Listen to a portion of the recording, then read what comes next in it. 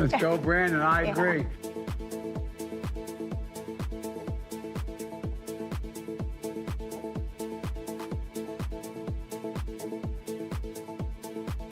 Do not read! No!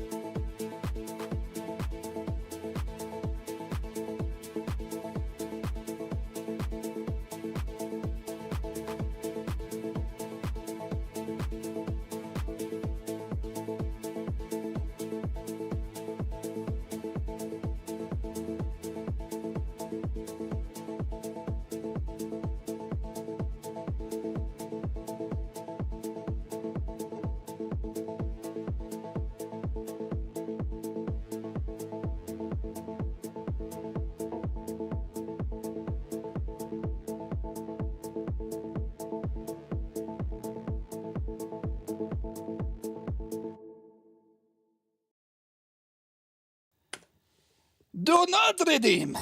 Or you can. Audio working. Stream. Okay. Welcome. My name is Ike. This is TAGN, the Angry Game News. Monday, Wednesday, Friday, 2 p.m. Eastern. I I talk about games, mainly video games. Sometimes we have also TV show stuff and movie stuff, and very rarely comic stuff. Very rarely. Ahoy, Mrs. Sarge, ahoy, Bimo. And we have one main topic today. I try to make it a main topic, but it's more like just hating on those idiots a little bit more. Which the idiots are Ubisoft. They are crying that they shouldn't take haters too serious. You're gonna see this at the end. And I'm gonna try to make this show between 1.5 and 2 hours. When it's closer to 1.5 hours, it would be better. Depends solely though on the chat. Could get very much longer, just like last Wednesday. Was a great show in my opinion. Tagging that ass and some news as well. I hope you washed your ass because it's a clean show here. No dirty asses allowed. Before we get to the main news about Ubisoft, we have plenty of other little news and little headlines and such. Let's go through them first. Which we have Fallout New Vegas dev knows everyone on the internet. Everyone is desperate for a sequel. Hardcore fans mainly. I don't know if it would be really like financially commercial success there, but yes, a lot of people still waiting and still wanted or want a sequel to Fallout New Vegas. Good game, probably the best Fallout games. I always am a little bit torn apart between Fallout 3 actually and New Vegas. But New Vegas is actually a really good game, despite its age. Despite its age. Heading into the kitchen. Okay, let's see. There are some developers that just can't escape their past glories, and Fallout New Vegas creator Obsidian is definitely one of them. The studio has been hard at work forging its own path under the Xbox umbrella for years now, crafting original properties like The Outer Worlds, Grounded, and Avowed. But no matter what it does, people always bring up the beloved New Vegas. I don't know who those people are, but I bet there are some, like I said, hardcore fans that really want a new Vegas. But I think they're gonna go like the route of Oblivion, doing like the same game just with updated graphics, like a remaster, remake mixture there. Before they do a new Vegas. And yeah, Outer Worlds, good game. I enjoyed it. The second one, not so beloved. We come to that a little bit later. Grounded, very much beloved actually. Avowed, I heard only good things actually about Avowed. Seems to be a good game overall, working well and all that, but not a big success. Despite that being beloved, it seems not a big success. And Obsidian's well aware of this. In an interview with the Game Business, VP of Operations Marcus Morgan comments, "Everyone on the internet is on every game we announce asks, when's the next Fallout New Vegas? However, despite ongoing demand and by ongoing we mean people have been asking after a New Vegas sequel for well over a decade, the developer is simply happy doing its own thing." But wouldn't that be also your own thing, doing a New Vegas, like a New Vegas 2? Wouldn't that be still your own thing? I don't know why you're fighting so much against it. This year, all 3 of the games we've released are IP that we've created, says Morgan. We've got the part where we have sequels to all of them. So perhaps to disappointment of many, it sounds like Obsidian has no real desire to go back to the Mojave wasteland. The thing is, it's long felt like Bethesda's leaving an absurd amount of money on the table by not following up the New Vegas, with or without Obsidian's help. Even a re-release would be a huge deal at this point. It's possible that one day we'll get some kind of remake in the style of Oblivion Remaster. After all, the past reports have strongly hinted at Fallout 3 revival. Yeah, that they said that too, like Fallout 3 remake. I think you shouldn't do Fallout 3 first. Just saying. Oi, Murdoch. Oi, dear Sarge. Wait, why are you? No, we don't fucking pin such comments. Dirty comments. What did I miss in the chat? Just hates and hellos. That is fine. Pretty good so far. Early start on Friday. Going to enjoy a gourmet lunch soon and roll out around 2. After you suck the BBCs, of course. A day can't go without sucking BBC for the dear Sarge boy there.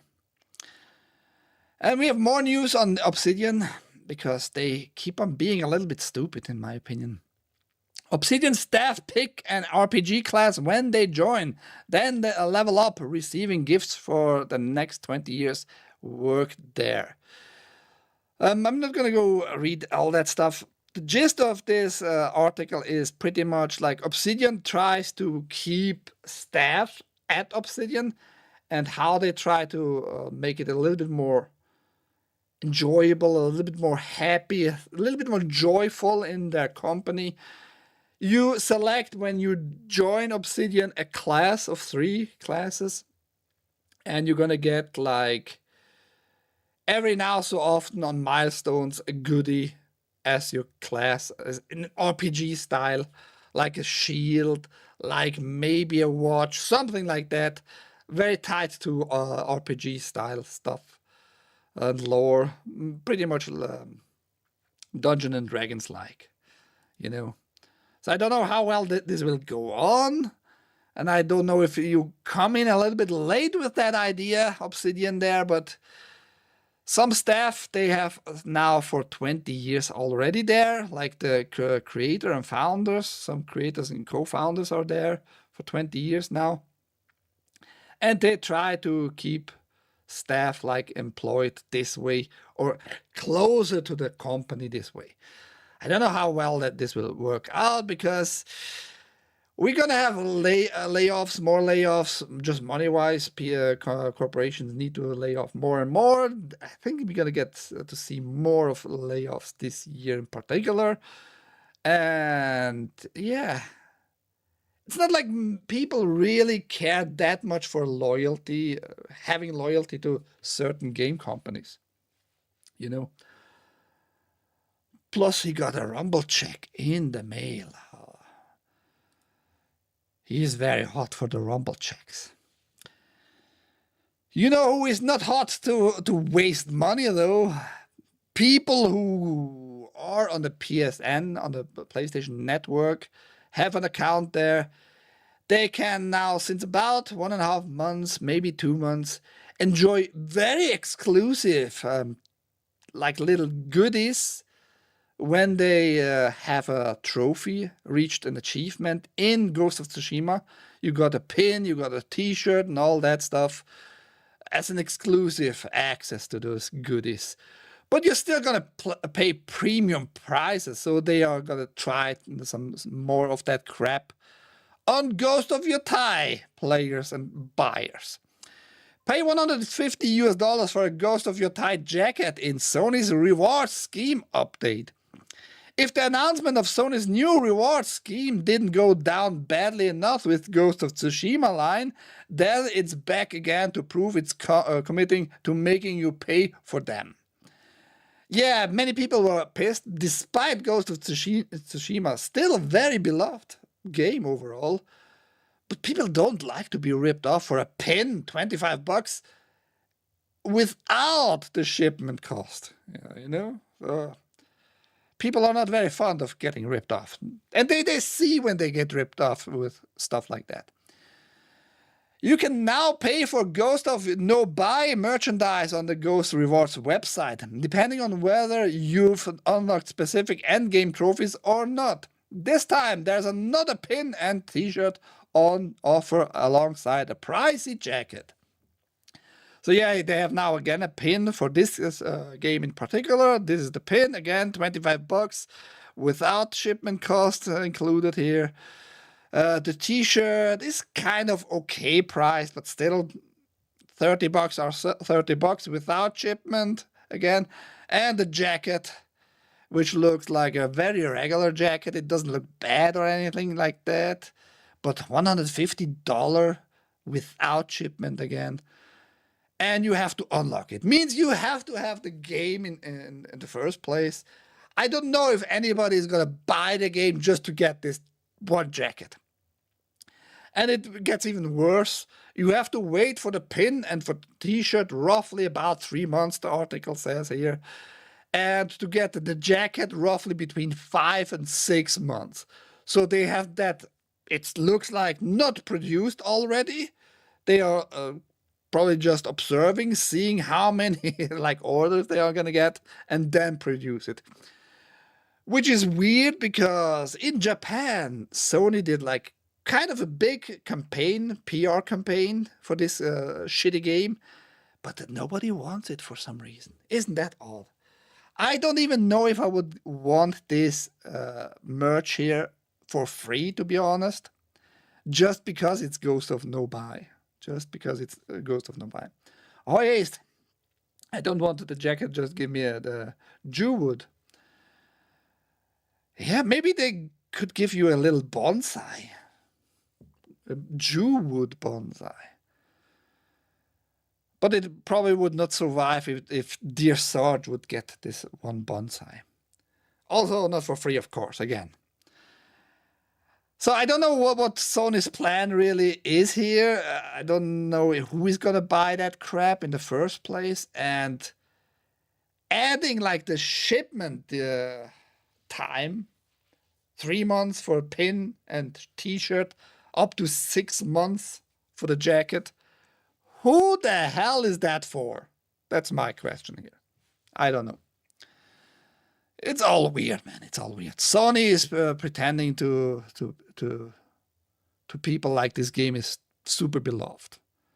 You should do other merch, like maybe God of War stuff, and a little bit less pricey. Whoever buys this pin shit for $25 a pin, probably with shipment it comes up to $33 or something like that, for a pin of a game that sucks ass, that nobody really buys. They have no success story. They have no commercial achievement story here. So yeah, I don't know why Sony does that stuff. Just to keep maybe the name of the game in the headlines. Probably that's another thing. I don't know. Kids in Africa will one day really enjoy this garbage. No, probably exactly what I said. Probably no, because it seems like they are waiting for orders to come in. So whoever buys that stuff is not gonna just throw it away. I don't think so. I don't think so. A pin that costs 2 cigars? Fuck that. Yeah, I mean, it's not even a BBP, big black pin. It's a small color pin. It's a SCP. It's a small color pin. We talked about NetEase last Wednesday a little bit. They closed or parted ways with what was the studio called? Castle Pixel Studio or something like that. And Castle Pixel Studio was like, yeah, we have this AAA game, but now we have no financials anymore because we parted ways with NetEase. Who wants to buy us up, pretty much? And NetEase seems to go like this path of just, we're gonna cut off certain stuff we know we don't want to spend money on it. Seems to be a smart move before they waste all kinds of millions and millions of dollars into products. NetEase Games closes Bad Brain Game Studio. Bad Brain Game Studios, a Montreal-based game developer established by NetEase Games in 2023, will close its doors on November 17th. Studio head Sean Crooks said in a LinkedIn post. And it's the same date, like they're parting ways with the Castle Pixel studio there. So it seems like NetEase just really is doing smart stuff very early on into the business, just parting ways and not spending money in certain products and studios.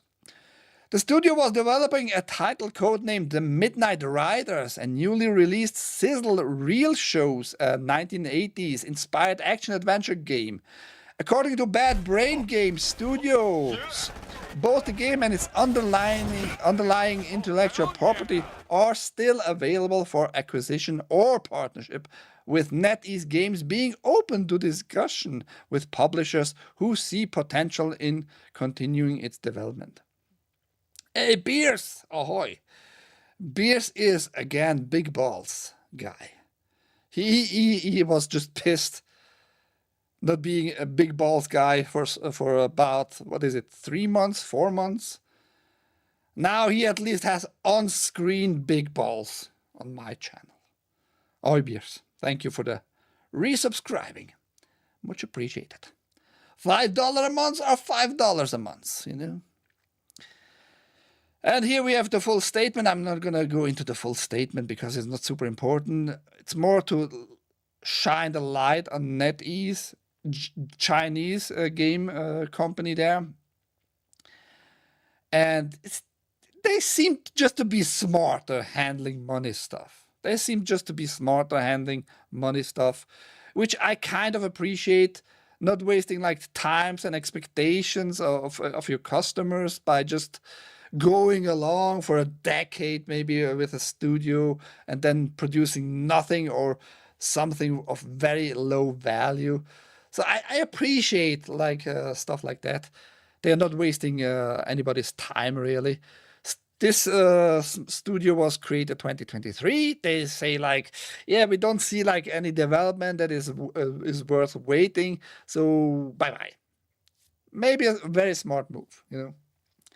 I finally got my new credit card, lol. What, after 2-3 months? Holy crap. Did they have to check it up? Like, is this guy like creditable? Is he like worth giving him this credit card which has a big limit on it? Weird.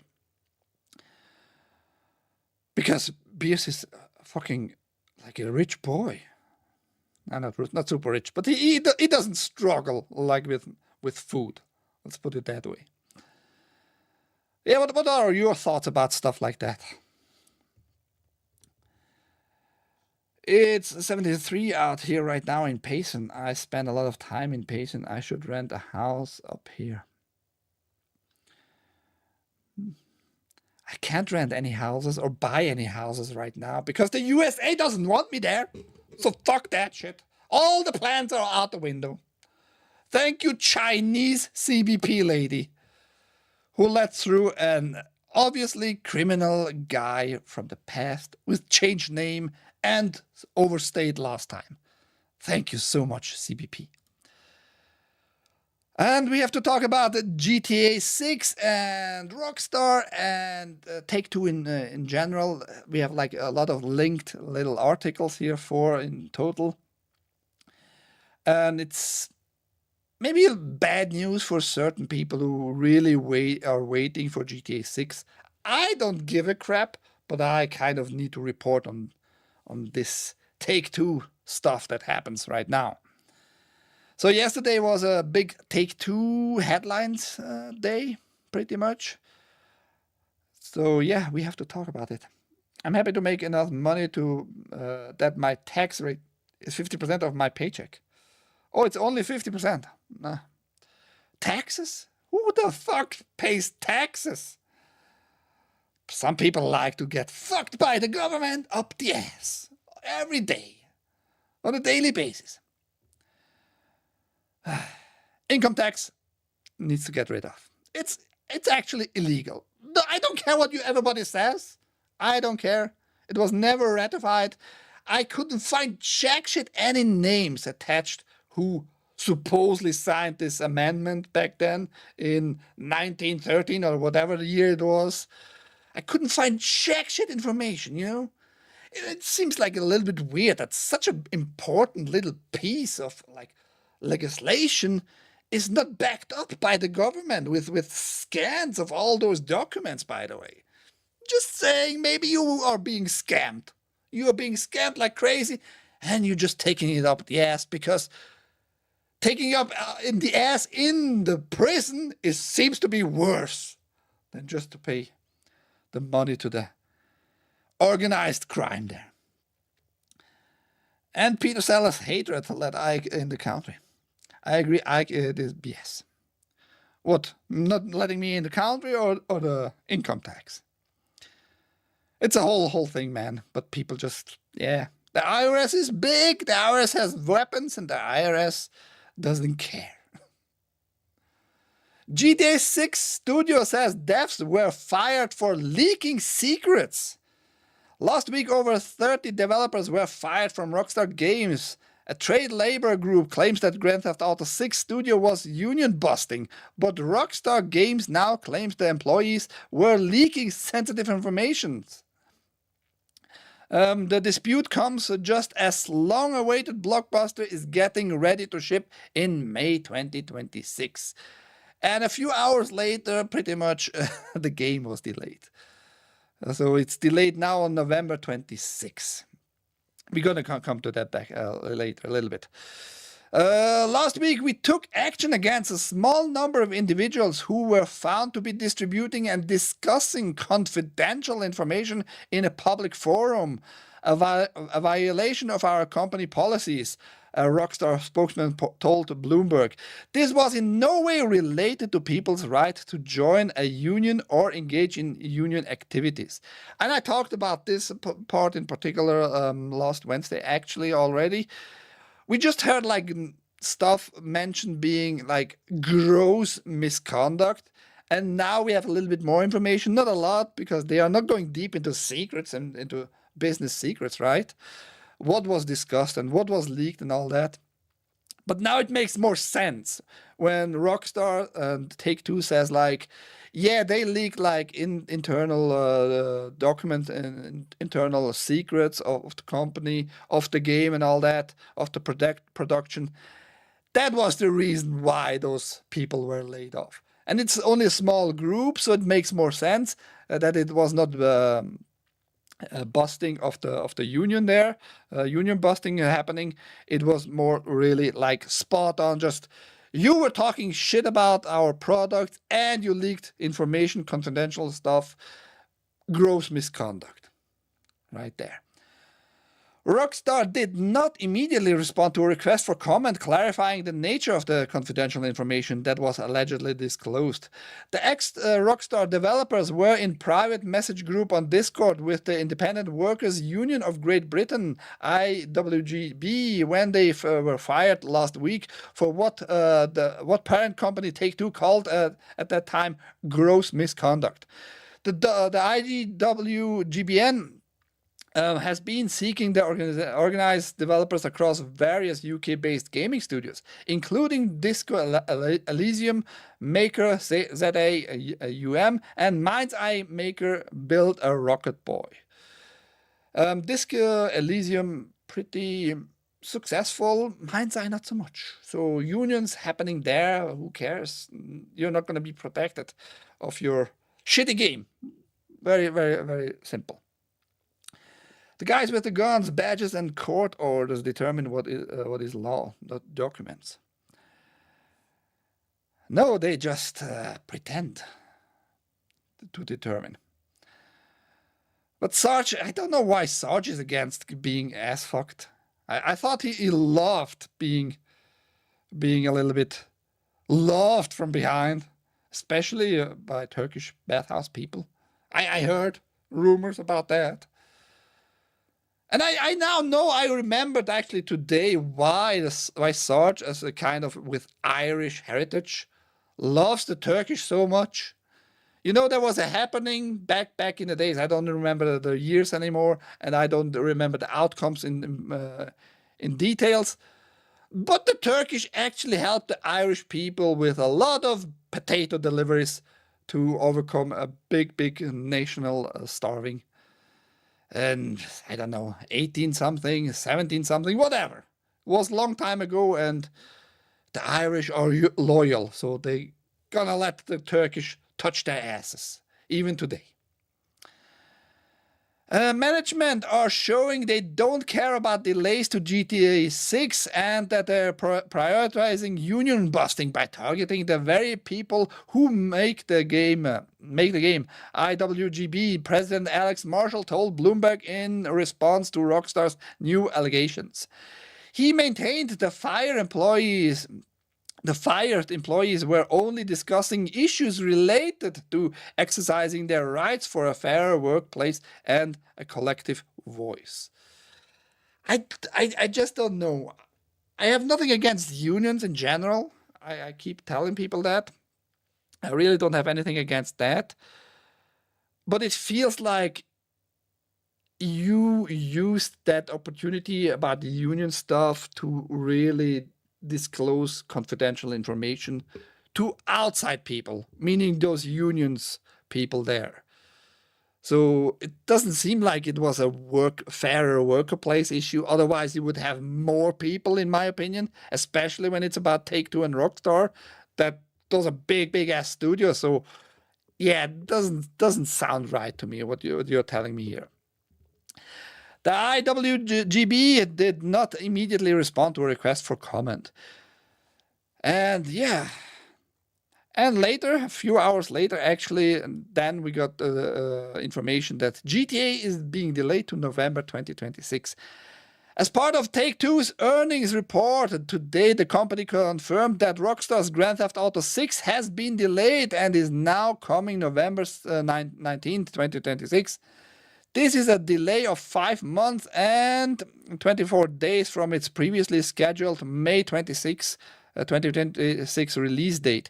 We are sorry for adding additional time to what we realize has been a long wait, but these extra months will allow us to finish the game with the level of polish you have come to expect and deserve. Take-Two's stock price took a beating after the news was announced, falling by nearly $30 per share in after hours trading. It has since rebounded. Not really, it just stays like on that low thing, but it was going, what I saw the last 2 or 3 hours, it still was going slightly down. It might go up again the end of the day here, when the market is about to close. Who knows? You never can predict really such prices. Rockstar Games will now release Grand Theft Auto 6 on November 19th, 2026, and we remain both excited and confident they will deliver an unrivaled blockbuster entertainment experience, Take-Two said. I mean, they already delayed it because they wanted to polish it more, to give you like the best quality product out there. And maybe it is connected to whatever those idiots in the Discord chat told each other and the union there. Maybe it was connected, like having confidential information about certain performance issue. Who knows? I need to refresh the chat here for a second. Oh, the whole chat. Come on, chat. Oh, Godzilla. Unions equals commies, not really, but Sarge is very big into just pretending to be against socialism and communism, but he loves his car insurance. He would suck off any car insurance guy, just saying. Except for baseball, holy shit, is that a strong union and there's no salary cap. What about baseball unions? Why do they need, like I said, some unions have their place, man. Just if the workplace is like unsecure in the sense of like just unsafe, you might get fucking your hand chopped off just because they have certain like problems with cutting pieces and nobody's protecting anything there, you know? So unions have their places, but baseball, what? Why would you need any baseball unions? Oh no, my GTA6 shit! Unionized government employees are double bulletproof. That's why VA is such a shit show. Yeah, I don't know if they would need a union either. I have no idea how the VA really works internally, how dangerous it is. Maybe Dear Sarge comes in and wants to shoot everybody dead because he didn't got his blowjob for free. I don't fucking know. But yeah, probably they wouldn't need really a union. What happens first? I comes back to the US or GTA 6 release? Probably GTA 6 release, because like I said, the plans for the US visit are out of the window for now, and I have no idea how to go on about that.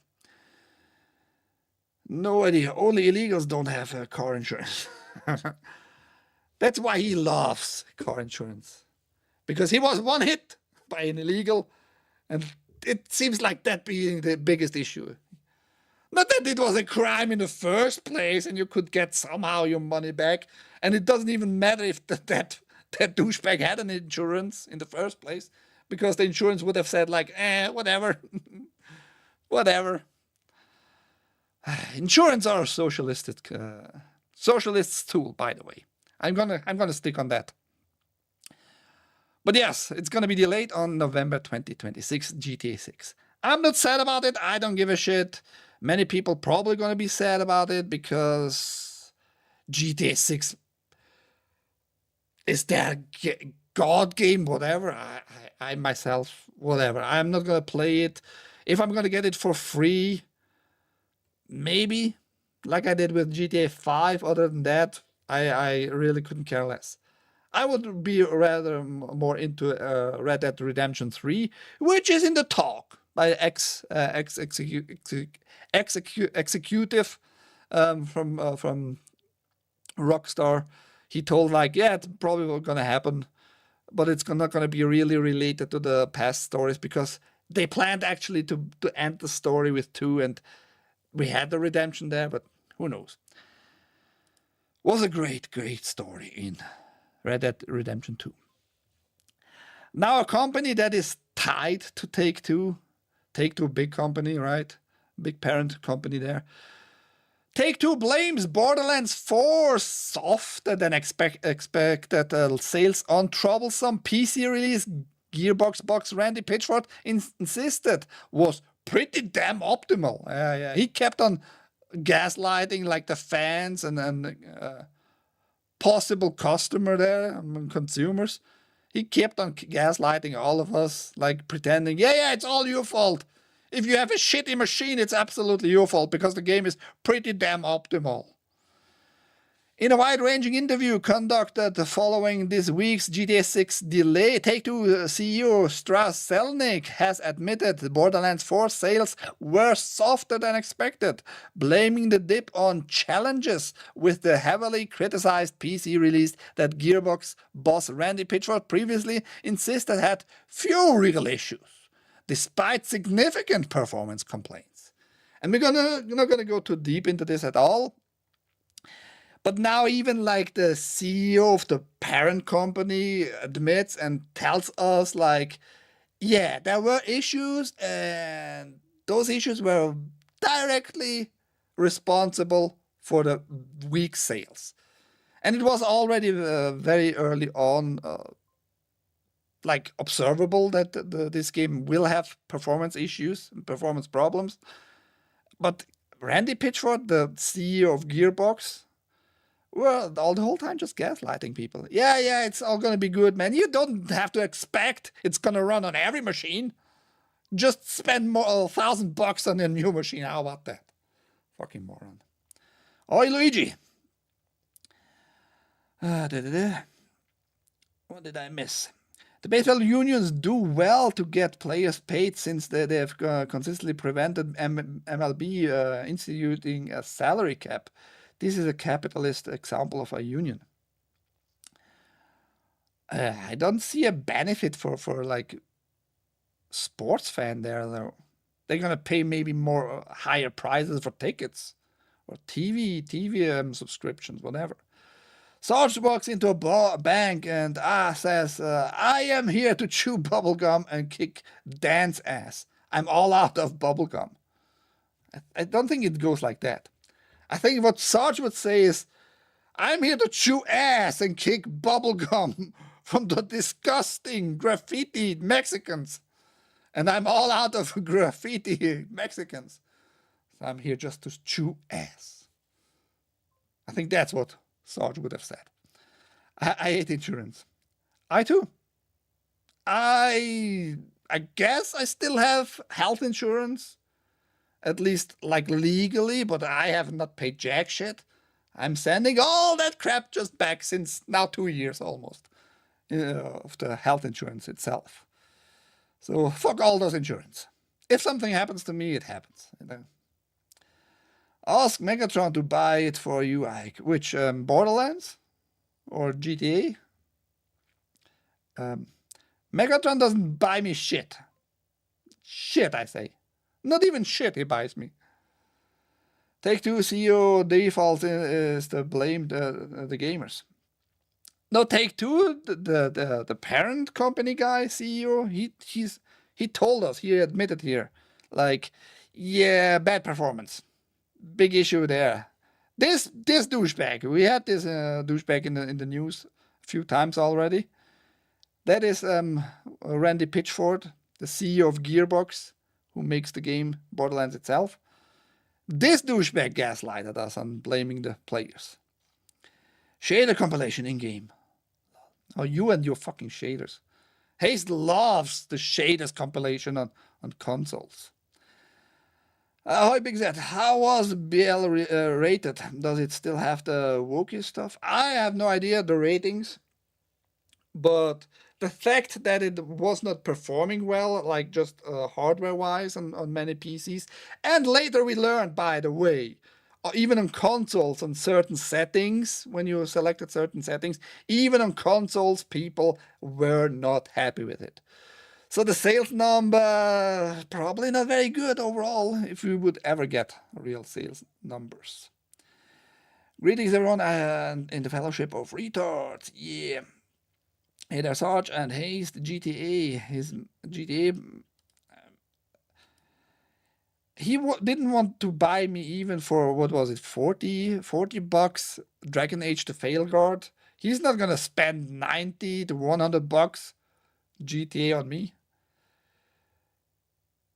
He likes to spend money on other places. His mom has a Gearbox. That's funny when Sarge is just here to support like the show in general. Has no idea what I'm talking about actually.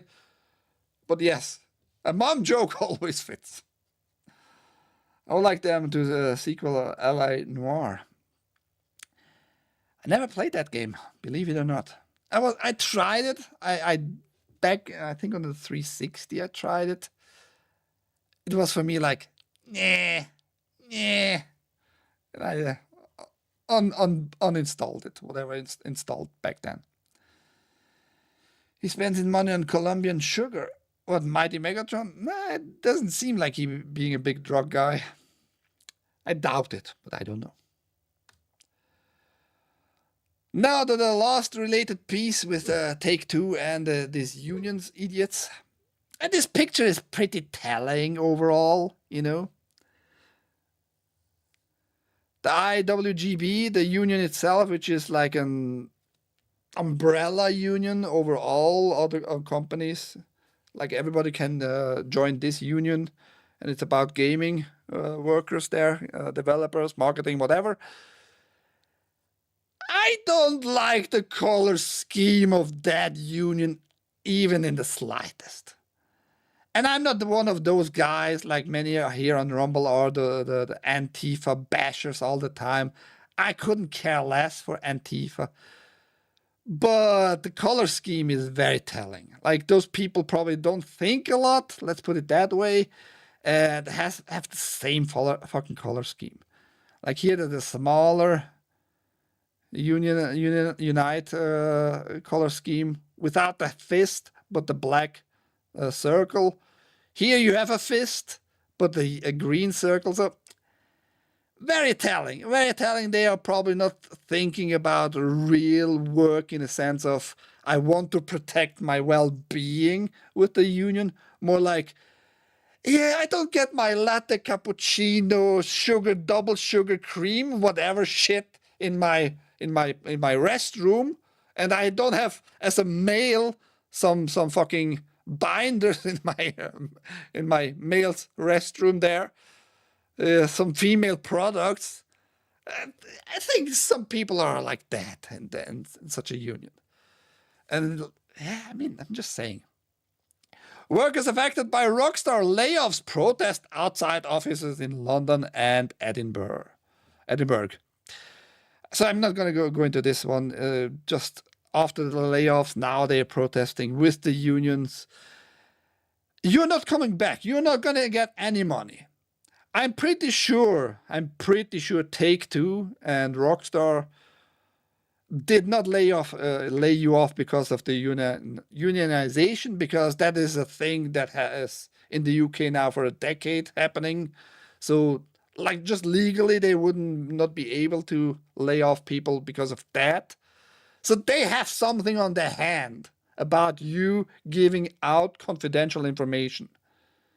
And it's probably going to be in a closed court session at one point that Take-Two is going to provide evidence to the court. Like, those fuckers, like, had some confidential information leakages in those chat rooms. So, yeah, we don't care for those people anymore. They got rid of their chance to come closer to us. And now they are protesting. I mean, I also see that maybe somebody was like a collateral damage, just being there in the chat and didn't say a word, but was in the list of the names in Discord. And yeah, maybe you have a chance to come back. But if you are protesting right now, you're probably never going to see a penny and never going to work ever again in any Take-Two related sub company there. So you're being stupid. He spends his money on Colombian sugar. I would not buy Failguard because I won't support that game or its devs. I can't reward them even for laughs. Maybe it drops to $5.99.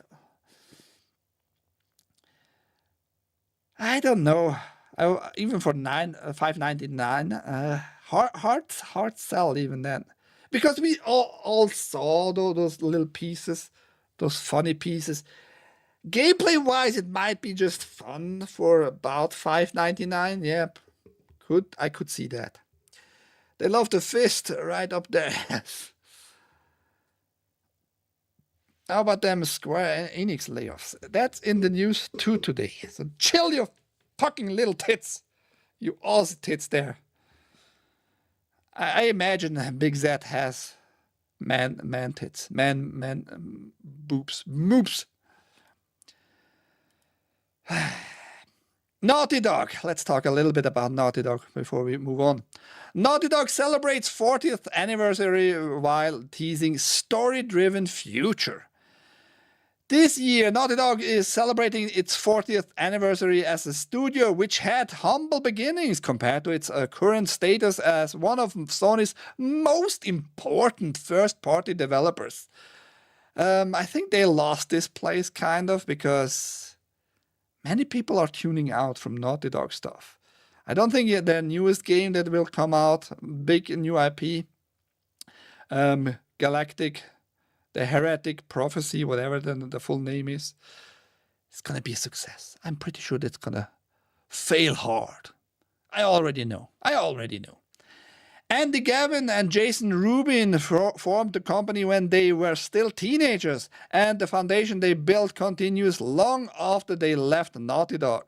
Now Naughty Dog has shared a retrospective video for its 40th anniversary that revisits some of its greatest hits while looking ahead to the future.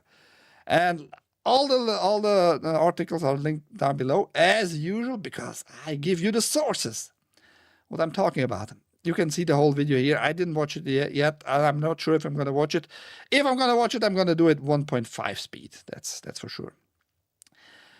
And yeah, they're mentioning like how great they were and what humble beginnings and they had humble beginnings.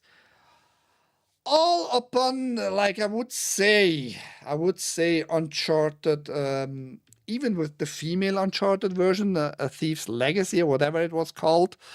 We had Uncharted 1 to 4 with the Drake brothers there. And then we have the duo female power Uncharted, which was gameplay-wise fine. Story-wise, it sucked ass. I'm just gonna say right now. It didn't grab me at all story-wise in the slightest. Gameplay-wise, it was fine. Gameplay-wise, it was absolutely fine.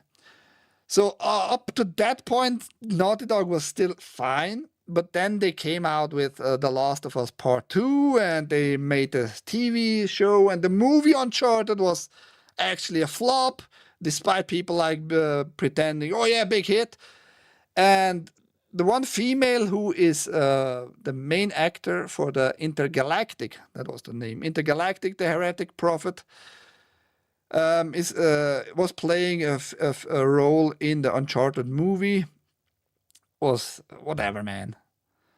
But yes, 40 years old now, this company had big success. Of course, it's gonna still make them money. Sony in particular, you know, it's gonna make them a lot of money. License fees, like royalties, they're gonna get from Crash Bandicoot, kind of still, because that is in Activision hands these days. You know, the remakes of Crash Bandicoot and all that. But yes, they had humble beginnings, big success. Now, if you're into seeing where they came from and how it's going, look this up. Naughty Dog, group or furries? I don't know. I don't believe they had something like furries in the mind as teenagers 40 plus years ago. Probably not, but who knows what's going on in the heads of those people. Channing Tatum bears all on his outraged nude scenes getting real in Roof Man and why Avengers Doomsday might be the biggest hit of the next 10 years, the actor sighed. We're just going to listen to his words for a second here, and I'm just going to tell you that why he's talking out of his ass, most likely. Yeah, I mean, look. Let's go a few seconds back. Everyone in the world's gonna see this movie. Since the Oh, not all. What the fuck? Ad loading? You're not gonna load ads. Not on Brave, bitch. You're trying to load. Oh no, where the fuck was it? Ah, shit, you did the wrong video now. Sorry, guys.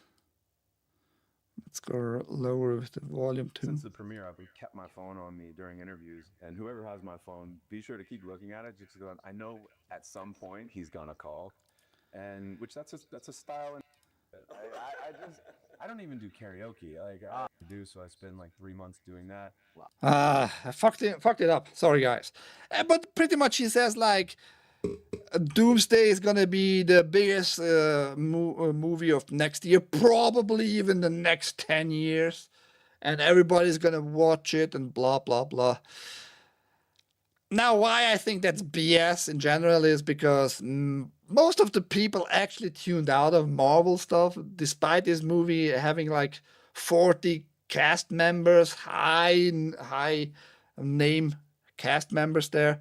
And he is being considered a big name here.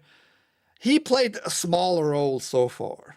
He played what was the name of the role? He's the card throwing guy. Sorry, I forgot. I'm not good with names. Everybody knows that. Gambit. That was his name. Yeah, right. And he was maybe on screen in Deadpool and Wolverine for what, 5 minutes in total? not long roles there, not long screen time. And now he pretends like he knows certain stuff, like this movie is going to be a big success. Hard to say. I doubt it. I think they're going to waste more money than money is going to come in. I actually hope it's going to be a flop. I actually myself hope it's going to be a big flop, just to show Disney and Marvel in general, like, we are done with crap. We are done with this sloppy, like, high budget nonsense, which nobody cares anymore, you know. And he's just another guy who pretends like he's a big role in such a project. Hard to say though. I'm not a prophet. I'm not a prophet myself. Channing Gatham. I don't know if he's any gay. Look, I kind of liked his small role in Wolverine and Deadpool. It was just a kind of a comedic movie overall. It has no deeper meaning. He had no deeper role in it. He was fine in it, but now he is coming back in Doomsday, and I'm just done with them. I myself am done with them. Yeah, he's got the vibe, doing it live, yes. But I fucked it up live. Shaved his head for extra Diddy loop slide action. What? I don't think. I did that in the past myself, and that had no connection with any loop stuff. What the fuck are you on? Gotta run. Okay, bye, Big Zed. So yeah, are you believing him? Is it gonna be the biggest move the next 10 years? It might go this way. It might be the biggest movie in the for the next 10 years. Maybe because it's so great, highly doubtful, but maybe it's better than the rest of the shit that will come out the next 10 years. Maybe. Hard to say. Let's stay a little bit with Disney here, because a weird article, but I think it's kind of important to talk about it a little bit. Disney World guests are dying at an alarming rate. The most magical place on earth has seen an increase in death. 4 people have died at Disney World in Orlando, Florida in the last 20 days. On November 2, as reported by Entertainment Weekly, a woman in her 40s visiting Disney World was taken to a local hospital where she died. The news was confirmed by a representative from the Orange County Sheriff's Office via a statement shared with the outlet. No cause of death was shared, but authorities denied foul play. Yeah, probably they didn't found a direct connection, but why you need to deny that in the first place? That's the interesting part. Like, yeah, Disney had no connection to it. It's just weird, I'm telling you. Disney World didn't provide a comment when asked by EW. This is the 4th park goer to die in the last few weeks. On October 16, Summer Equits reportedly committed suicide while staying at the Disney World's contemporary resort hotel located near Magic Kingdom. 5 days later, a man in his 60s was found unresponsive in his bed located at Disney's Forest Wilderness Resort and Campground. His wife called 911 and medical personnel arrived and took him to the nearby hospital, where he was pronounced dead on arrival. 2 days later, on October 23, another guest at the Contemporary Resort died after a reported medical emergency. And then the previously mentioned death on November 2nd occurred. Less than 2 weeks later. Also on October 7, a woman in her 60s died after riding the Haunted Mansion attraction at Disneyland in California. She was taken to a hospital and later pronounced dead. While none of these deaths occurred inside the actual theme parks or on a ride, they did happen in and around the Disney property, which includes many hotels, restaurants, highways, and more. Disney having whole highways here. At the moment, these deaths have not been directly connected to Disney World or Disneyland personnel, food or infrastructure. And I find that very interesting, the food part. Still, for a place that markets itself as the happiest and most magical place on Earth, the body count is getting shockingly high. Of course, deaths have happened at Disney World before, but the frequency of these recent events has put the park in the spotlight in a way I imagine Disney executives aren't excited about.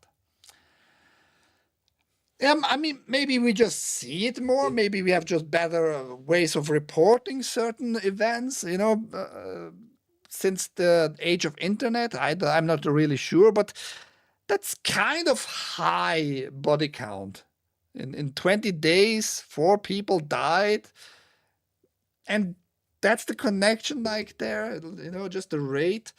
Is it maybe related to the parks, or just those people who died because of a certain shot they took in the past and going out of life too early?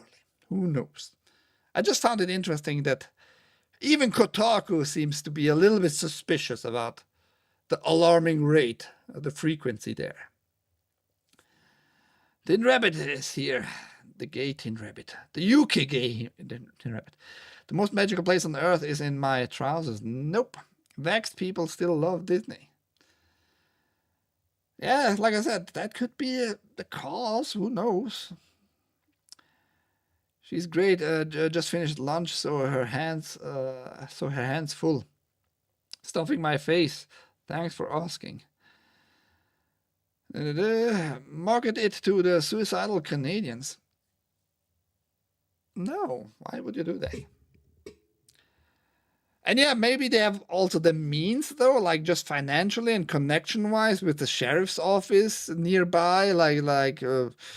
Yeah, we're not going to fund you anymore in the future if you relate that death to us in any way, shape, or form. Hard to say, man. And it wouldn't be the first, like, death caused by a big corporation. Just saying. Just saying. Now, layoffs happening in other places too. Square Enix undergoes mass layoffs as it reorganizes to consolidate development in Japan. Square Enix is undergoing mass layoffs today, potentially impacting over 100 individuals alongside a broader effort to consolidate its publishing and organization and focus its development work in Japan.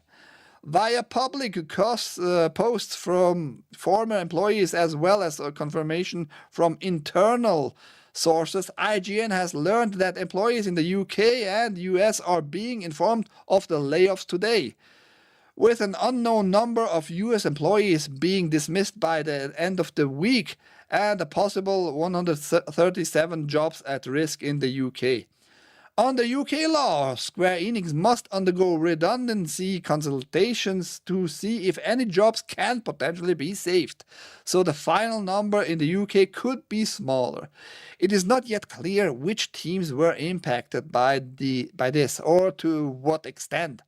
Internally, a slide presentation now publicly available was also shared with employees early today, offered a progress report on Square Enix's ongoing reorganization of overseas organizations, of which this reconstructing seems to be a part.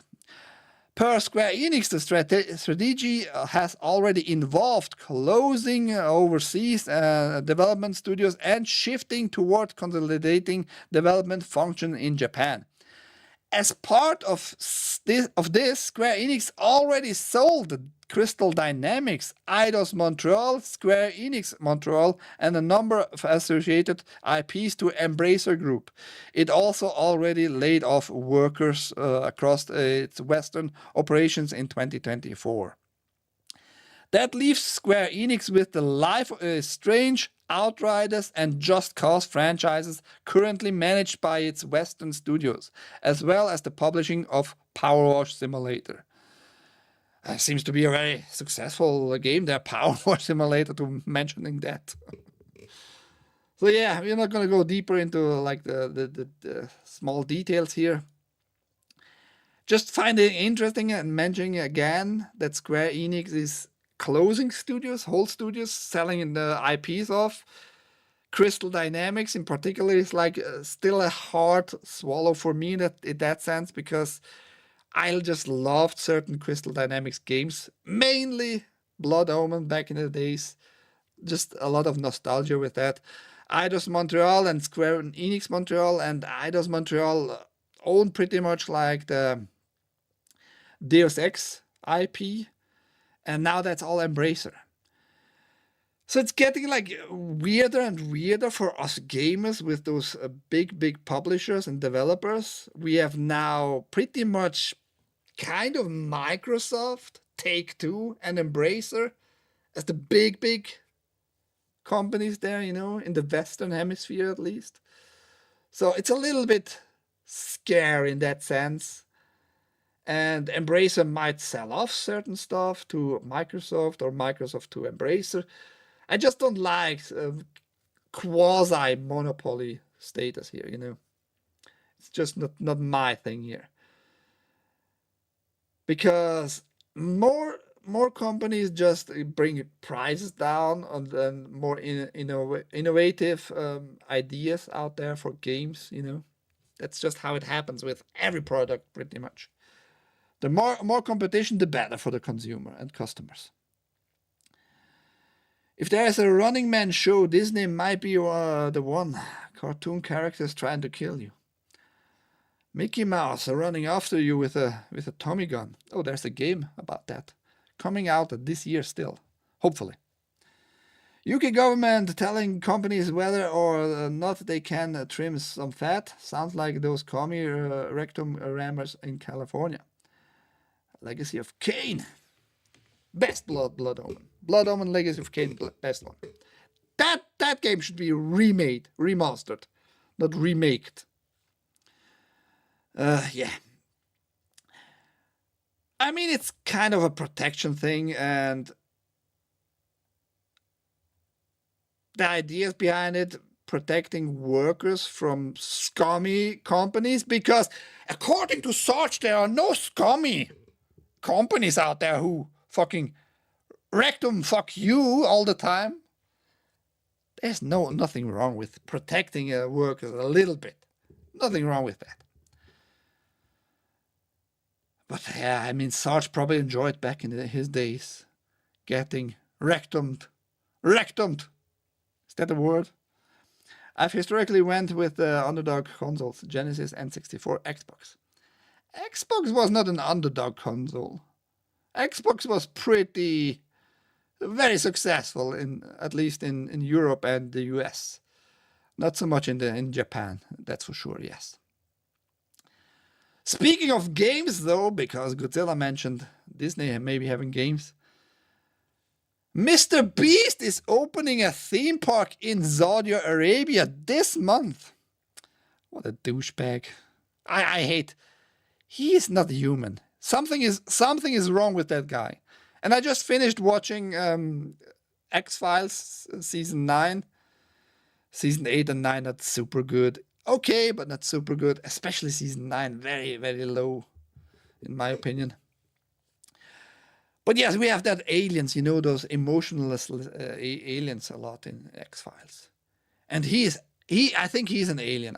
At least he has half not human DNA in him. Mr. Beast, the world's most subscribed to YouTuber, is opening a limited time theme park in Riyadh, Saudi Arabia, as part of a larger festival featuring various acts, events, and attractions.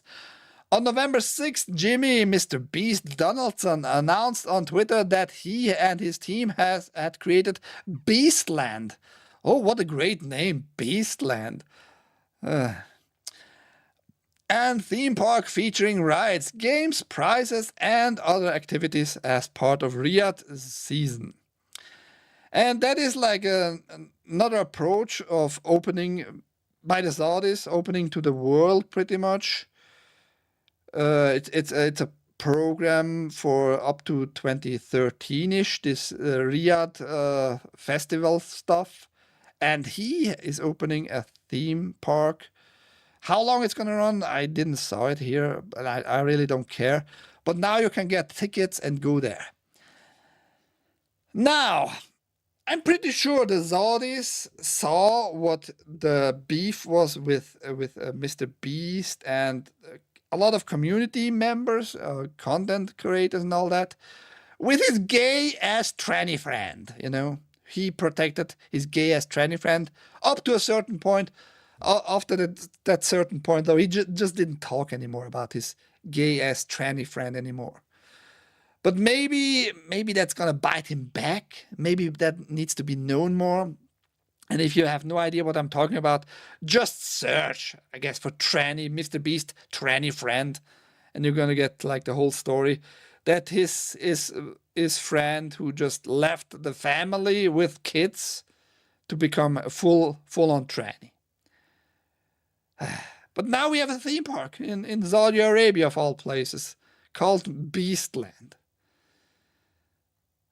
I hope they have zero fucking success.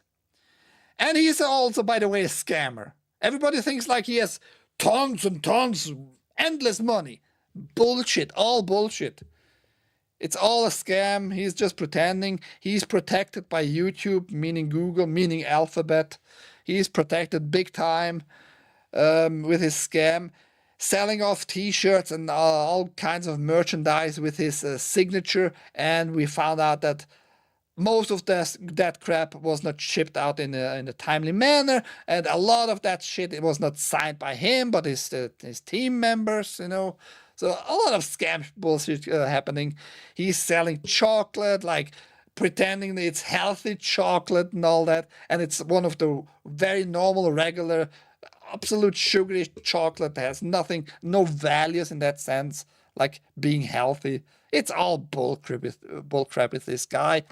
And he is either a demon possessed, or alien DNA guy. I'm not sure. But I'm not going to trust anybody about him being a good guy or super successful, just because he's protected by YouTube. I mean, you can get actually healthy chocolate, but the darker the chocolate is and the less sugar it has actually health benefits. Cocoa by itself, it's gonna be very bitter, you know, but it's actually good for your biome, your gut biome, helping you push a little bit your immune system, actually. Chocolate came from his tranny friend's ass. Why you even imagine stuff like that, Sarge? What's wrong with you again? He is bigger than PewDiePie. Yeah, but PewDiePie went out of the content creator business in general. He had enough money at one point and said like, I don't need that shit anymore. Let's focus on my family, a wife and children, and making lovely content from time to time. That was so selfish of the tranny to leave his family and to do this stupid shit. Yeah, and like I said, Mr. Beast fucking protected that douchebag the whole fucking time. PJ report, you need a shorter mustache. You cannot say that only if you spend money. Best way to do that is just do gifted. If you click on the gift symbol below the chat there, go to the gift 50 subs, and then you can request such requests. Or follow the channel PJ Report. I don't think I've ever seen you in my chat. That's how it works. Give me your money. Like, if you're a broke boy, just say so. And if you're a broke boy, just say so. I'm a broke boy. That's why I'm going to give you one ad read. Just to get rid of that shit and make some money, because Rumble doesn't give a shit about me. They really don't give a shit about me. I think they don't give a lot of shit about anybody, really. But they just avoid me like crazy. How not scam them out of some pennies? It's not even a scam. I'm putting in the work. But let's do that. Let's do that. I'm gonna do the usual, the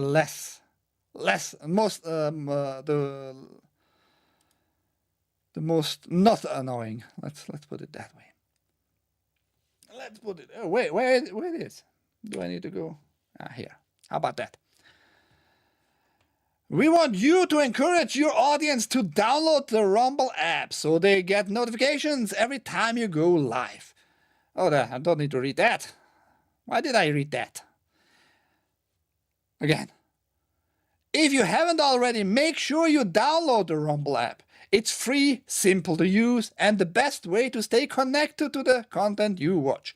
My content. You need my content. I'm giving you hard news every Monday, Wednesday, and Friday here. Not only for a small portion of 10 minutes, for hours. Once you've got it, search for my channel and hit follow. That way, you'll get a notification every time we go live. No missed shows. No extra steps. You can grab it right now using the link in the description or the pinned live chat. Download it on your phone and you're ready to go. And if you prefer watching on the big screen, Rumble is available on all major streaming devices and smart TVs. Just search for Rumble, follow the channel, and be part of the action. Yeah, like today, a lot of action happening in the chat.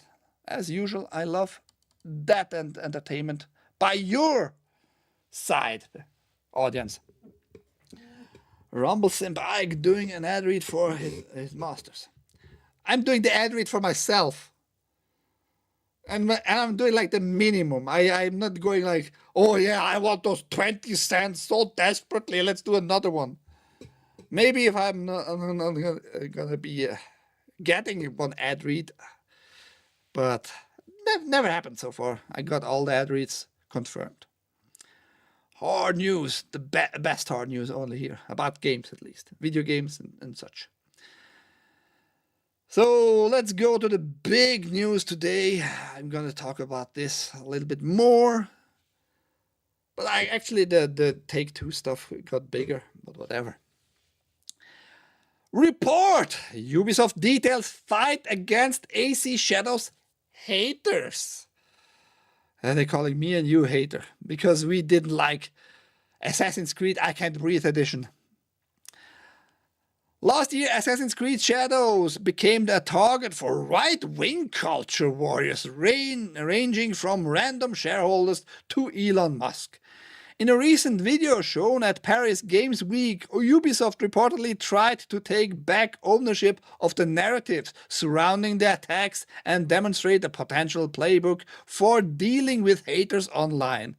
How much of it is just spins remains to be seen, but it's an unusual move for a company that usually shrinks from controversy.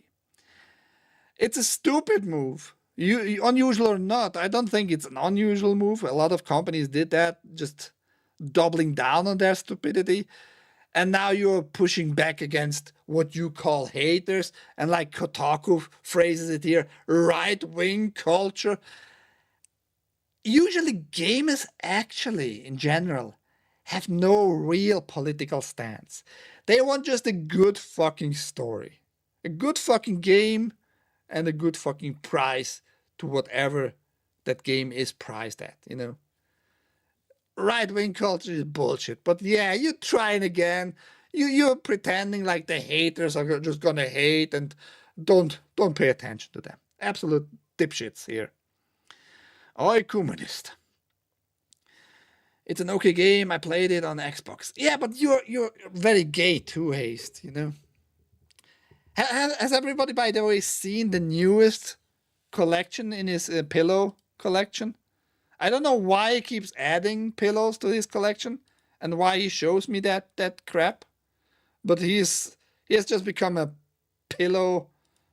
body pillow collector. It's weird. But I mean, I like Haste. Haste is a good dude overall. A little bit gay, but that is his newest collection. He went from the Microsoft CEO, got to Yoko Ono, and now he shows me Biden with his ice cream. I mean, he seems to be very happy. Going to the Welcome Georgia board here, making the picture, showing how happy he is with his body pillows. What a weird guy. What a weird guy. Anyhow, the video's existence was reported by GameFile, including a partial transcription of what it said and additional comments from CEO Yves Guillemot after it was shown to gaming industry members during an event at the conference. The brief presentation detailed the company's versions of events, positioning the game's unexpected delay last year as a bold move.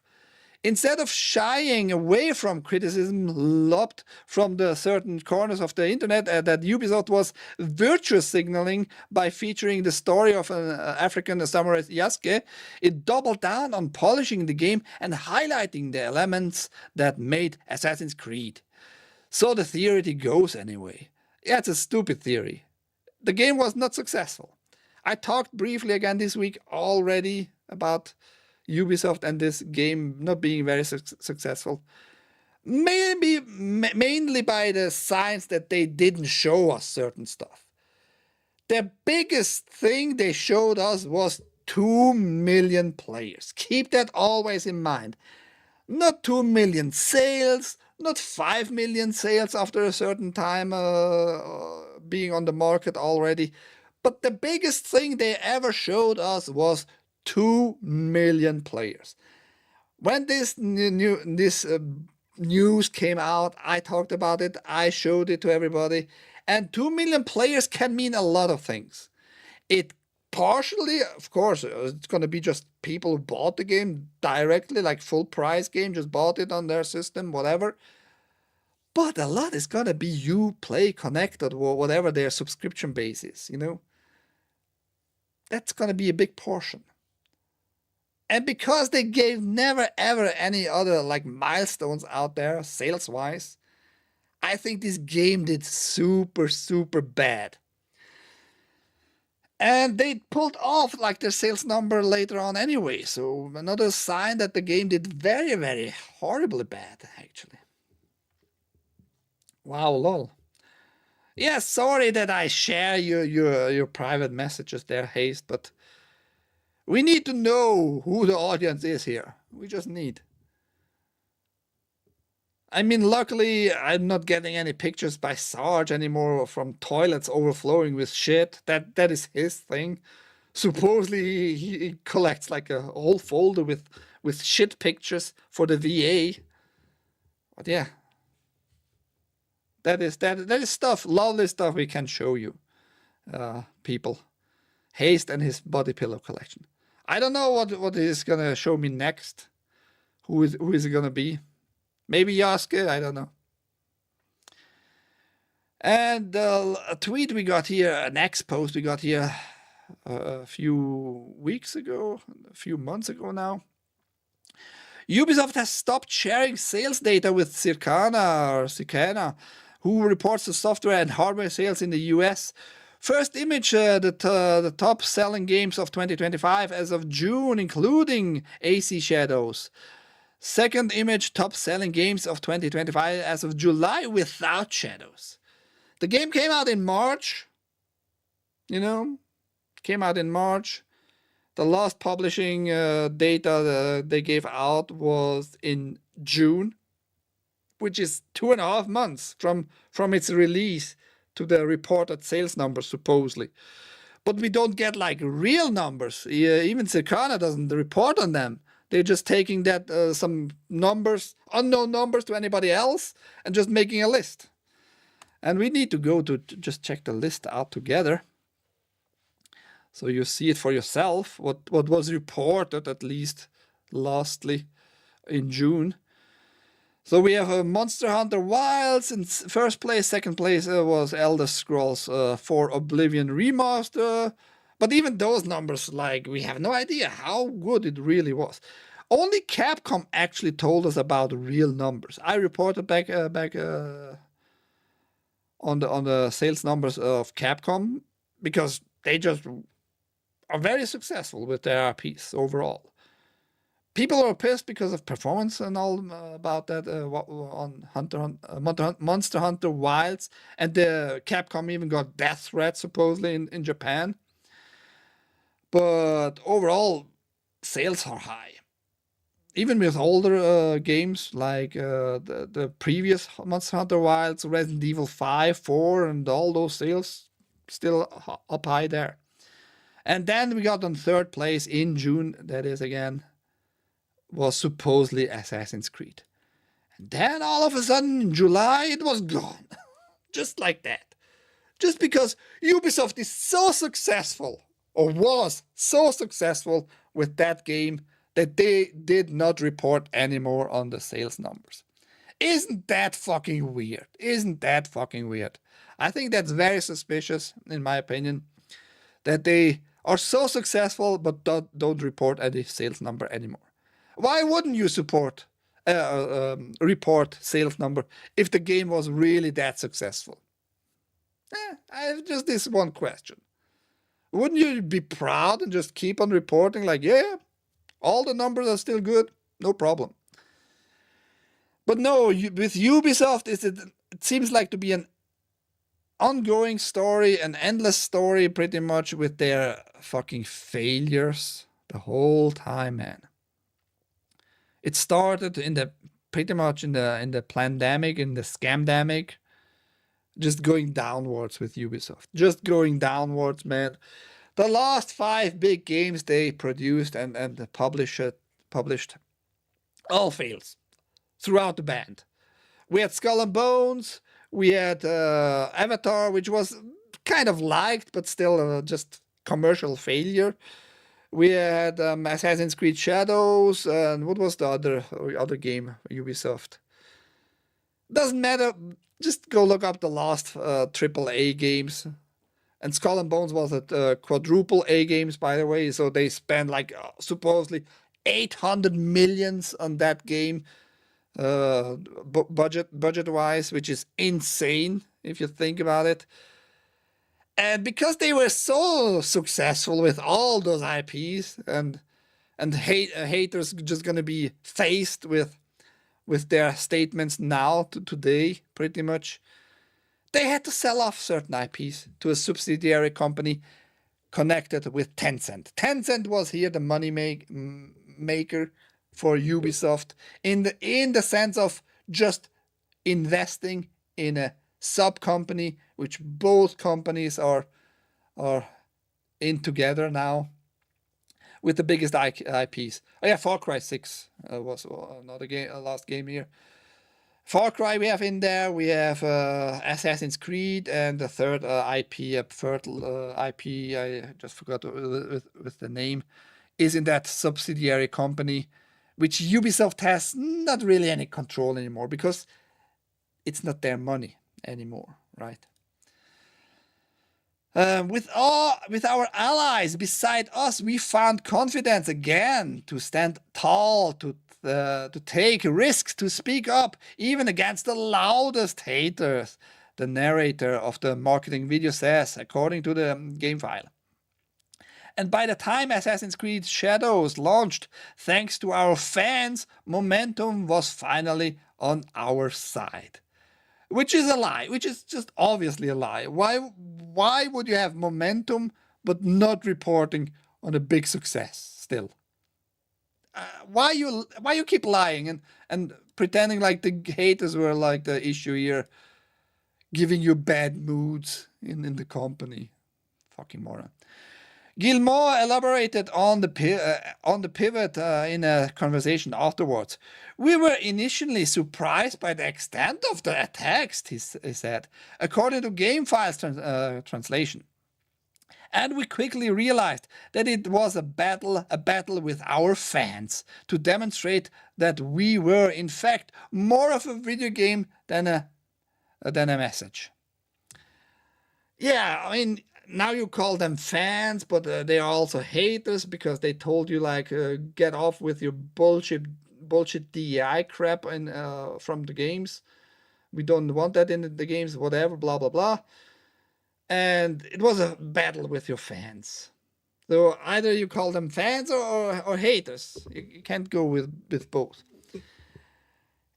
In the meantime, by the way, they had also all those issues, the sexual harassment stuff with 3, not only one like major management guy, but 3 independent high management people who were in front of courts already. And we had already sentenced, the courts had already sentenced them to prison and all that. Sexual harassment, like big fucking issues there. And you pretend like, yeah, it is just a little bit back and forth with haters here. No, you are not managing your fucking company very well. For the past 4 or 5 years now at all. Instead of just admitting that you did bad and going back to real game making, you blame the fans or ex-fans in that case, I would say, for your bad performance. Morons. All morons. Only if Obama picks the cotton for the pillow. What? I don't think Haste is any fucking way, shape, or form a racist communist. Bad.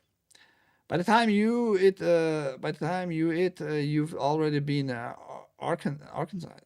I don't know what that means, Sarge. How about Nancy Pillow? Nah, man, I don't think Haste is into big titty old ladies.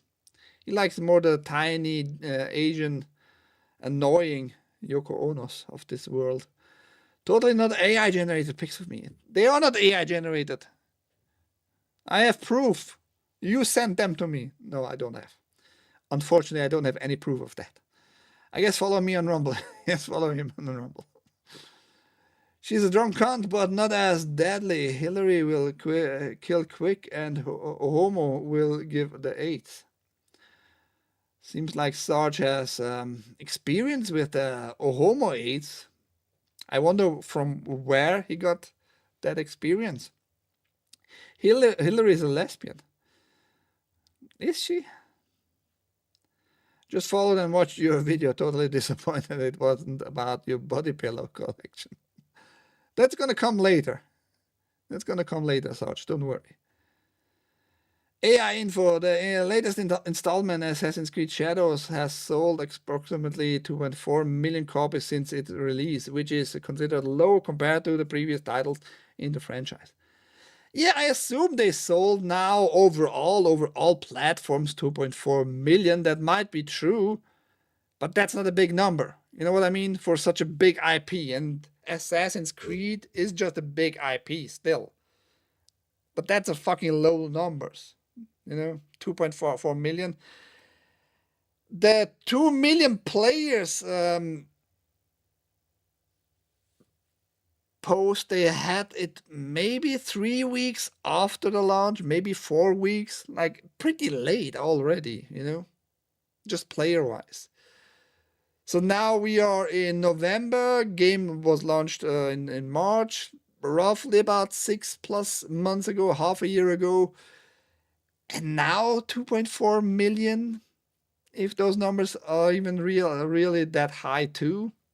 Not good at all. So Mr. Guillemot from Ubisoft is lying to all of us once more. It's just not going well for Ubisoft. Again. Western civilization is going downhill, and 25 years old like Swiss are concerned about Black Samurais. I'm not concerned. I don't give a shit about Black Samurais at all. I'm just reporting that big franchises, big IPs, big companies, Ubisoft is still a big company, are lying to you as a gamer. That's what we are reporting here. And nobody's giving a shit about civilizations either. Otherwise, you would fucking not send any money to the IRS, and the IRS wouldn't then send any fucking cent to Ukraine, to Somalia, to Yemen, to Saudi Arabia, and to fucking Israel at all. So don't blame me on stuff like that, man. I'm just reporting game news. I'm just reporting you on game news. You are funding all kinds of civilization downhill issues. Just saying. I'm not funding anything of that. And you shouldn't fund that in the future. I don't think that's going to be a success here. Marvel 1943, Rise of Hydra delayed beyond early 2026. GTA isn't the only high-profile video game delay today. Marvel 1943, Rise of Hydra has suffered a delay of its own. It's going to be now delayed to early 2026, if that is of any interest for you. I didn't have this even on the radar at all, that this game was in development. My very first gaming news I reported was now almost 6 months ago too. And I told you that Black Panther was cancelled back then. So no Black Panther standalone game for you. For now, it might be coming again or redeveloped again. Who knows? Probably not. But we have good news that Marvel 1943, Rise of Hydra, is just being delayed. Don't worry.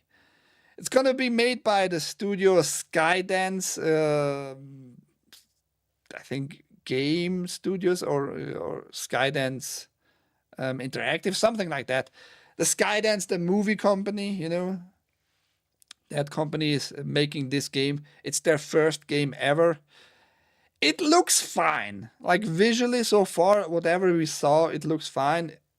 Down in the video description, you can get to the video. They showed you all kinds of footage and how well it runs with Unreal Engine 5.4. That has to be seen because Unreal Engine 5 games need to be tweaked to run on all kinds of systems. We had now enough fucking examples that if you don't pay attention, if you don't tweak the game in the engine, it's just going to run very badly on all kinds of lesser performance systems. But yes, Skydance first game is just being delayed. Other little side notes here. Gremlins 3 is coming. I reported on that already, that it is being made, but now we have a little bit more information. With Steven Spielberg and creator Chris Columbus back. A new Gremlins movie is coming in 2027. Warner Bros. Discovery CEO David Zaslav confirmed Thursday during the company's quarterly earnings call. Gremlins 3 will reunite franchise creator Chris Columbus, Home Alone, Harry Potter, and Sorcerer's Stone, and executive producer Steven Spielberg, Zaslav said. Columbus will direct and produce the sequel, with Spielberg once again executive producing. Plot details and casting weren't announced. But yes, 2027, that's pretty much the big news here. And that Steven Spielberg is executive producer and the original creator Chris Columbus is directing it. Are you excited for that? Might be something good, because Gremlins can work as a sequel. There was, in the meantime, by the way, an animated show came out 2 years ago, 3 years maybe, 2 years, something like that. Very child-friendly overall. So this movie might be a little bit more for old school fans of the originals, of the first two ones.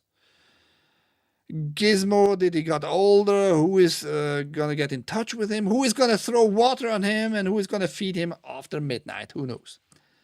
Despite I never understood that part actually, even as a child when I first saw the first movie. Like, wait, aren't we living on a globe? Isn't it midnight, after midnight every time somewhere? You know, how does it work? How does it work really? I don't think I have seen ever an explanation for that. Now, Stranger Things, the show, the TV show, the regular TV show, live action TV show, will conclude in December 31st completely with the last episodes, which gonna be like movie length sizes, those last few episodes there. But they are gonna give you a little bit more stuff for a midquel in 2026.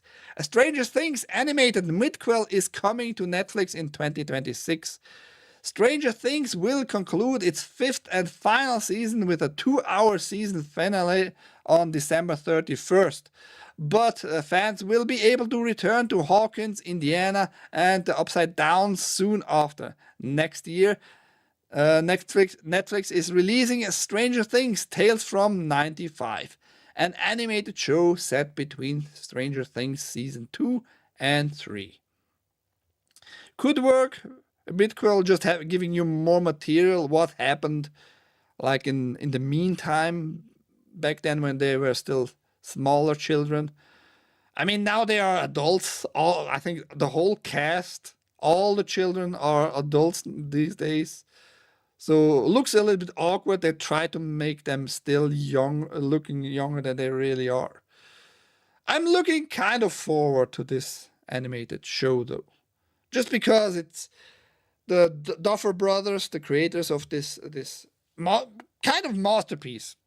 There was no episode I really was like, come on, dude, why? Come on, that's bullshit. I enjoyed the whole show so far, and I'm looking a little bit forward to this animated stuff. Not sure about the style. The style is this 3D animated, very tiny bit of cell shading going on, so who knows. I never could get into Stranger Things, says Haste Salad. 35 years old, pretending to be 16 years old. No, they are not that old, but they are like in their late teens. In the late teens, and a few are in the early 20s. Yes. Or you call them tweens, I think, some stupid word like that, right? But yes, they're pretending to be like still 16-year-old and all that.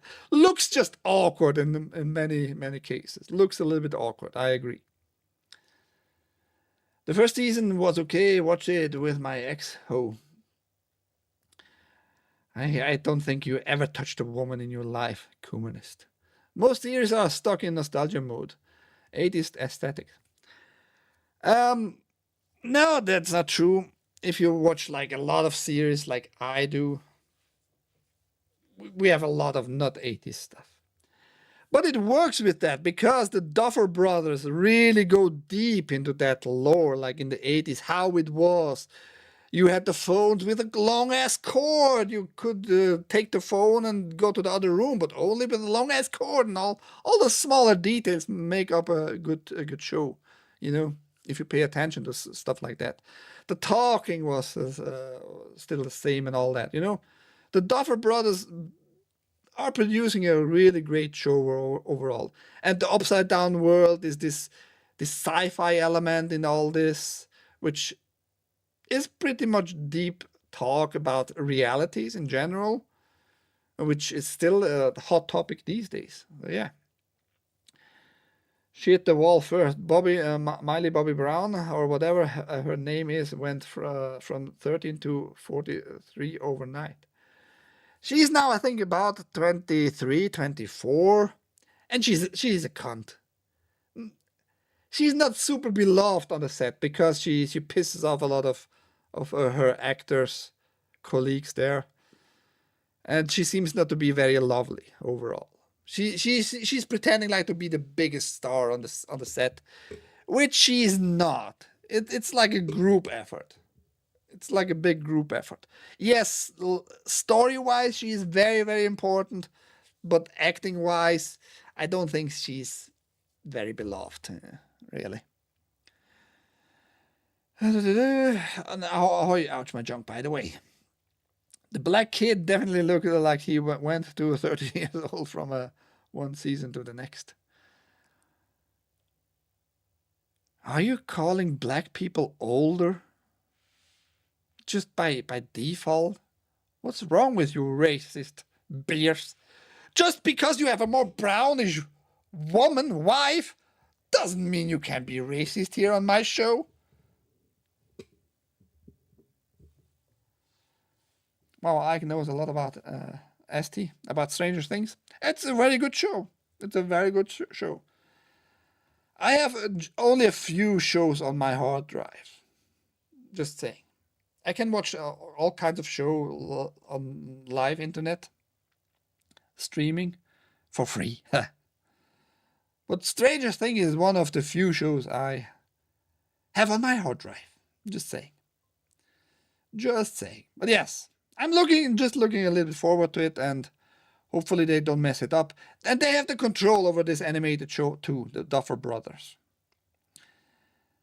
And also music, like you not getting good music in a lot of shows. Keep that in mind too. I can say whatever I want. I have a brown wife and I shit brown. Wow. Wow, what a phrase. Putting those things so close together, Beers. I hope your wife didn't saw that one phrase, man. Just it sounds very awkward if you put it that close together. Not good. Not a good look, man. She might divorce your ass right on the spot. And she's a lawyer. She probably knows how to do it very easily. And very effectively. Getting more than only half of your shit, Beers. And she gets the dog too. She probably doesn't want even the dog, but she's gonna get your son of a bitch dog too. You think I would have said that if my wife was here? I don't know what you would have done or not. Sometimes we men don't think that far. A real man doesn't think that far ahead. You know? Just saying.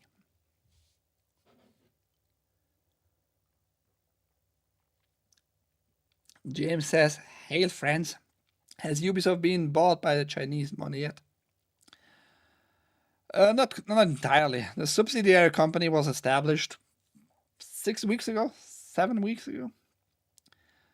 But yeah. Last little piece of the day, and then we are done with the big, important gaming news. Texas sues Roblox over child exploitation and grooming concerns. Following in Florida's footsteps, Texas Attorney General has sued Roblox Corporation, the developer of the multiplayer online game creation platform Roblox, for flagrantly ignoring laws and exposing children to sexually explicit content, exploitation, and grooming. So we're not going to go too deep into this because we had already Florida news, and what was it Tennessee or Pennsylvania did before Florida even look into this case with Roblox? Don't remember exactly. We cannot allow platforms like Roblox to continue operating as digital playgrounds for predators, where the well-being of our kids is sacrificed on the altar of corporate greed, Paxson said. Roblox must do more to protect kids from sick and twisted freaks hiding behind a screen. Any corporation that enables child abuse will face the full and unrelenting force of the law. I'm for it, for punishing like the Roblox Corporation, absolutely. The problem, and I stated that many times, and I'm going to state it again, the problem I have here is, first, Roblox did that since it was established as a platform in the first place. They did not protect any child, not one. They opened the gates for the predators, for the fucking pedophiles, since they were established as a platform with all kinds of games and game modes and all that.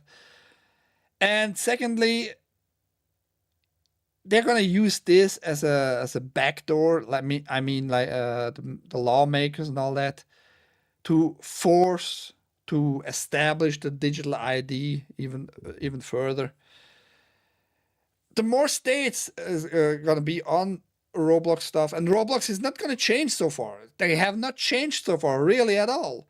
They just established the verification stuff more, but that happened way prior when they merged with Gilded completely, meaning Gilded now needs to be established with at least a phone number, and usually phone numbers are connected to your ID in some way. And they're gonna force you sooner or later with a real ID, with a governmental issued ID sooner or later. So I think just be aware that even the lawmaker and the executives of the law, meaning general authorities, they don't really care about the children either. They're just going to demand, yeah, you need to do something and you need to protect the children somehow. And what would be the best way? Well, let's do a governmental ID, digital ID. That might be the best way. So just be aware of that. And I'm going to remind everybody too, again, why is this not an issue with, let's say, Fortnite? Fortnite has also the ability for just random creators making a mode, making a mini game on the Fortnite platform.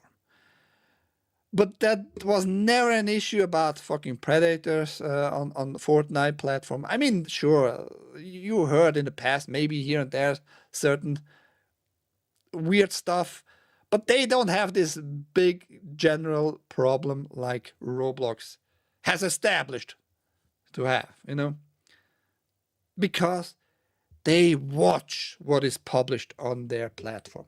Roblox should have done that from the very beginning. And people should have demanded stuff like that from the beginning. Like, check the stuff that is being made and try to be published before it's actually accessible by everybody else. And just make it child-friendly. And I'm just saying, it is working with fucking Epic Games Fortnite. Keep that in mind. Women aren't on the internet, says Beers. It's not a woman, it's either the FBI or a man. Maybe FBI woman, though. I learned from X-Files there are females in the FBI too, man. I do remember Club Penguin. I don't know what you're referring to. The woman shouldn't be allowed on the internet. Yeah.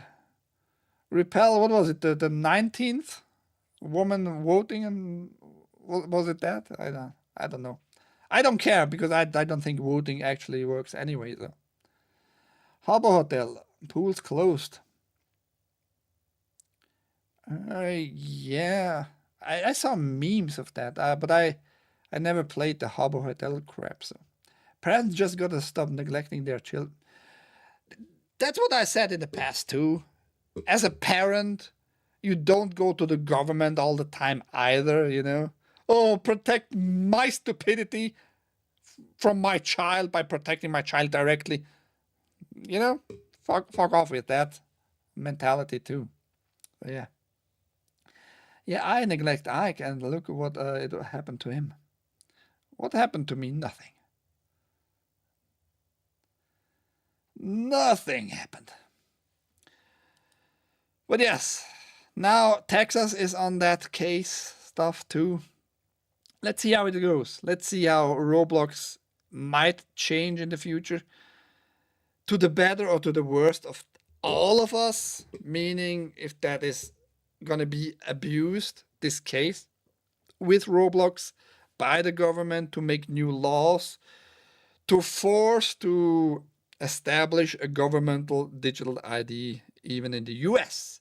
Because I gonna remind you again, the COSA, the Kids Online Safety Act in the USA is a thing. I think it still hasn't passed like the House of Representatives. I think it's still being discussed there. And the Screen Act. Go look that all up. You need to be active. You need to speak up against that shit. Don't be surprised in 2-3 years when all of a sudden you can't even connect to the internet without a digital ID, without total control. Don't blame me, at least, because I warned you right here, right now, before we are on a state level, like in the UK, like in Australia. In Australia, it's getting worse and worse by the day.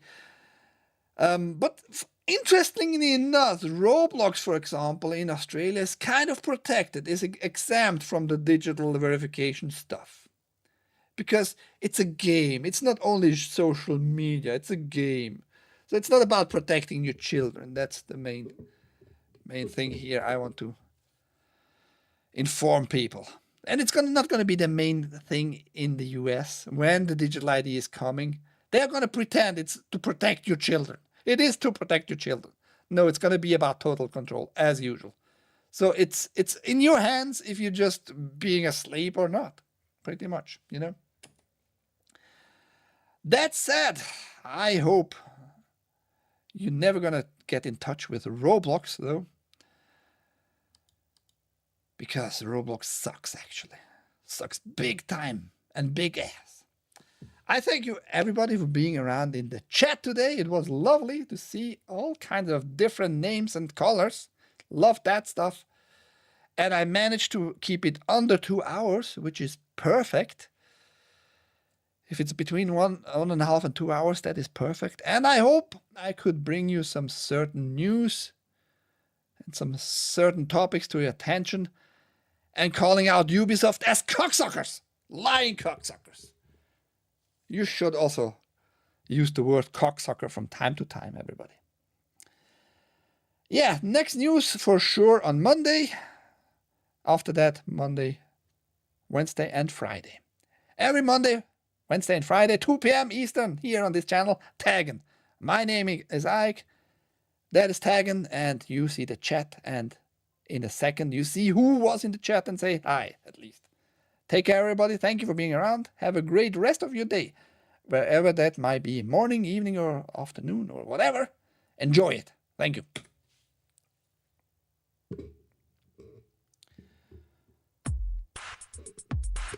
What are you blaming the ads, Sarge? You love ads. If you could, Sarge, if Sarge could, he would print out ads and shovel up his ass. He loves them ads.